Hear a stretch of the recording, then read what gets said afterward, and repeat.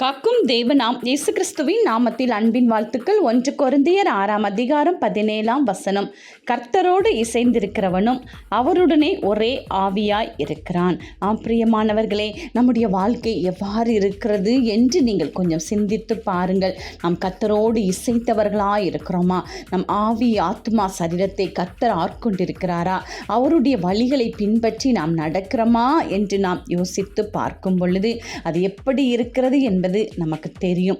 அவ்வாறு ஏதாவது குறைகள் இருந்தால் அந்த குறைகளை எல்லாம் கிறிஸ்து நமக்கு நிறைவாய் மாற்றுவார்.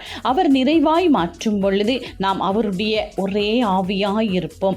அந்த ஆவியானவர் நாம் நடக்க வேண்டிய வழிகளில் நம்மை கரம் பிடித்து வழிநடத்தி எல்லா இடத்திலும் நம்மை உயர் ஸ்தலத்தில் வைப்பார். நாம் செய்ய வேண்டியது ஒன்றே ஒன்று, அவரோடு இசைந்திருப்போம். அந்த பரிசுத்த ஆவியை பெற்றுக்கொள்வோம்.